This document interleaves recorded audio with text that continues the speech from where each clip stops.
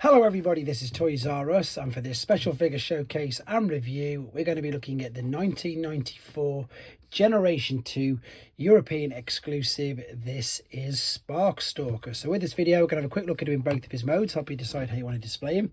We're going to have a look at the original owner of the mould, which in the UK and the US was called Sparkstalker, but in Japan he was called Javel. So there's another different colour of this mould, and then we can also quickly have a look at the remainder of the exclusive Generation 2 firecons, because as you'll see they've definitely got some very crazy colour schemes. So as I start to pop all these away, I'd like to remind anybody who's not subscribed to the channel, if you'd like to hit that subscribe button for me now please, because it really will help me out.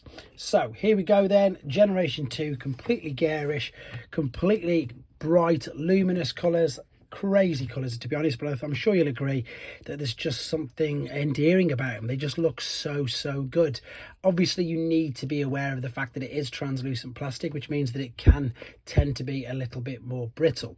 Now these had an amazing gimmick. They were actually known as firecons. The Autobots were known as Sparkerbots, and what we've got inside here is a little bit like a lighter flint that when it went fast enough, I don't know if this is going to work, I'm going to attempt it. No, it's not. It's completely burnt out. But what would happen is these sparks would shoot out of the mouth. Unfortunately, that isn't working anymore. Other things you need to be aware of is the fact that the screws get corroded, and of course the stickers do come off. That is the Decepticon logo there in Generation 2, if you're wondering why it looks a little different. And this, as I say, is the alternate mode. Transformation process is so simple. All you've got to do is point the head down, open up the wings, take the big tail back, and then roll the legs down. So there you go. There he is in his, as I say, robot mode. And for articulation, because don't be surprised, there's nothing at all. You can just move the legs. That is about it. The head is molded on, which is, I suppose, quite basic as well. But again, the main purpose of these is the funny gimmick. It was really good. I remember having this particular one as a child anyway. So this is the Hasbro versions. This is the original owner of the mold from 1988. So in 1988 for the Western world it was just, I think, like Power Masters, Target Masters, and then the small Headmasters and stuff, whereas in Japan he was known as Javel. They completely redecoed him, completely different colours you can see there, and it was part of the Super God Master Force toy line. Exactly the same mould. You can see that the wings and everything are the same, they're just completely different colours.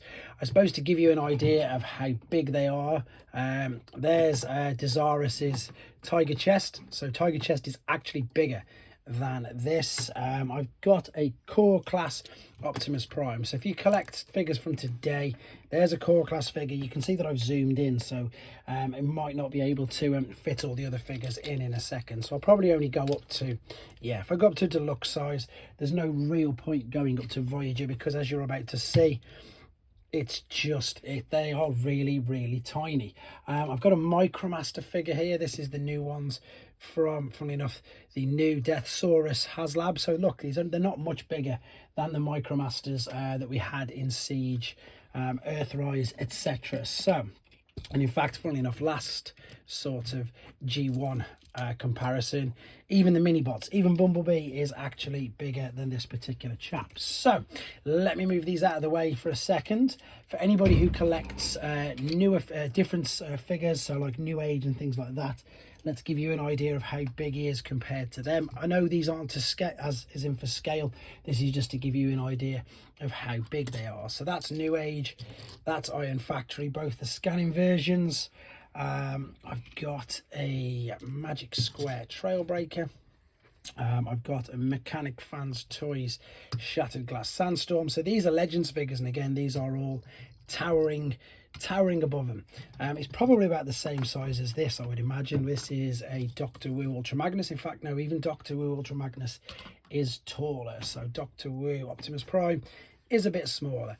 That gives you an idea, I suppose, though, as I say, of how big he is. So I think there's one last thing to do, and that is of course bring in all of them. So we've got 2 Decepticon firecons, we've got Flame Feather, Sparkstalker, and then we've got, oh, I forgot, one of them was called Fizzle, and typically I've just completely forgot the name. But what I'm going to be doing later on, I'm going to do a full collection video of these, then I'm going to do a full collection video of all of the firecons from 1988 to 1994, including all of the Japanese different decos as well. So there you go, guys. Hope you found this interesting. If you want to watch more videos on European and Japanese exclusives, please check out the playlists on the channel. In the meantime, take care.